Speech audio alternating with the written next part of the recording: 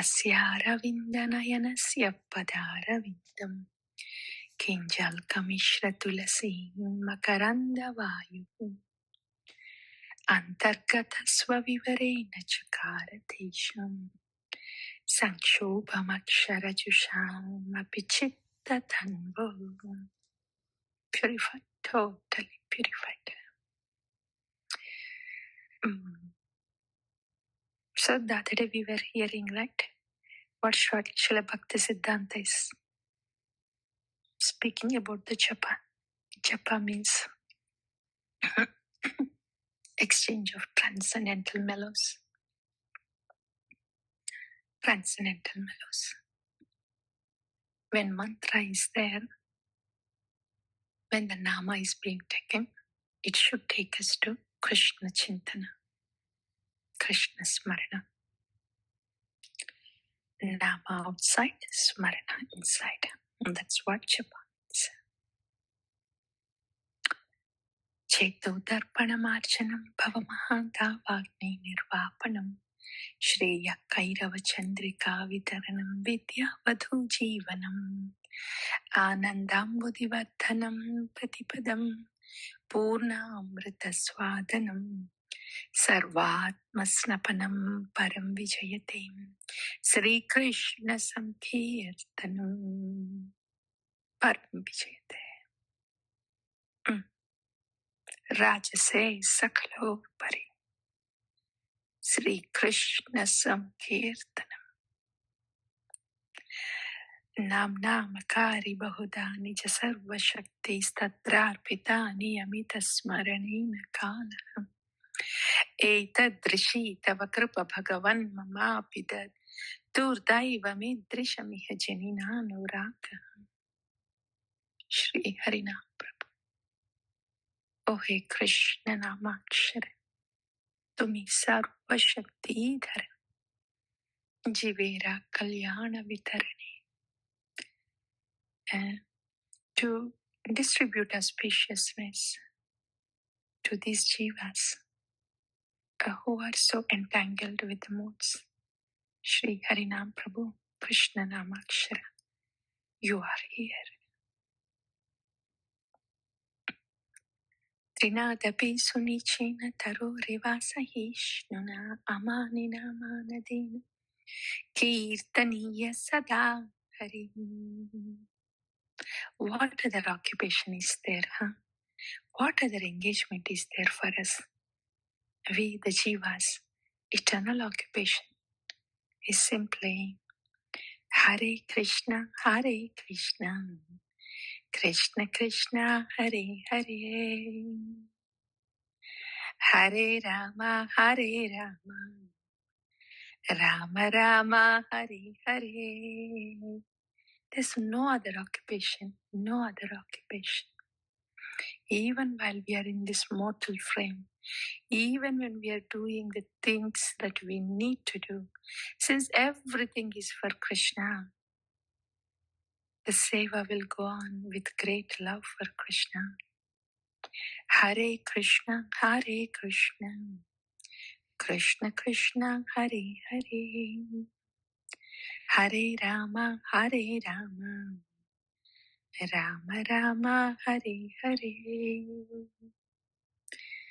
Nadanam najanam nasundarim kavitam vajagadesha kamayim Mama janmani janmanishwari bhavatan bhaktiya hetu kitvayi Ayinanda tanuja kinkaram patitam mam vishamim bhavam budau Kripayam tava pada pankajam stita dhuli sadrisham vichintaya.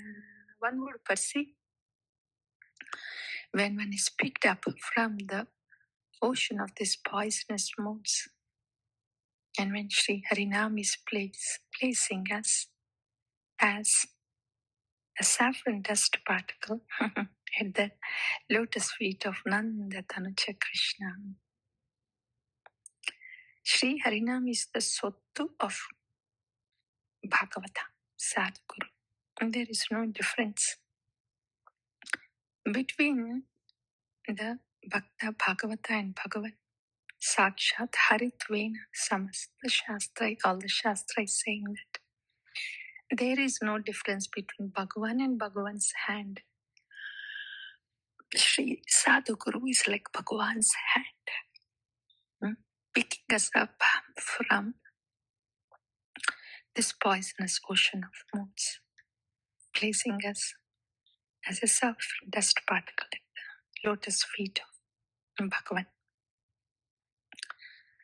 Nayanam galadashrudharaya vadanam gadgadaruddhaya giram pulakair nichitair vapukad tava nama grihanim bhavishyati yugayitam nimishena chakshusha pravashyayitam shunyayitam jagat sarvam govinda virahena.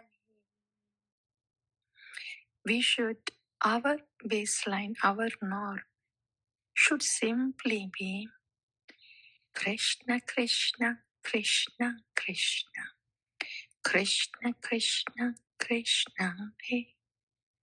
Krishna, Krishna, Krishna, Krishna, Krishna, Krishna, Krishna, hey. Everything Krishna, all the time Krishna, everywhere Krishna. That should be our natural condition. So much natural that if there is any moment with no Krishna, we should suffocate. Yugaitam nimishena chakshusha pravarshayaitam shunyaitam jagat sarvam govinda virahena. Aslishyava padaratam pinastuma adarshanam marmahatam karutu yada tatha vidadhata vlampato mat prananatastu sayeva na paraha. Pran sayeva na para. Only you. Nothing else. What is there anyway? Everything that is there is yours anyway. Hari Nama Eva Kevalam. Hare Krishna, Hare Krishna, Krishna Krishna, Hare Hare. Hare Rama, Hare Rama, Rama Rama, Hare Hare. Whoever hears or recites this Sri Shastakam given by Sriman Chaitanya Mahaprabhu, their love and devotion for Krishna will increase day by day.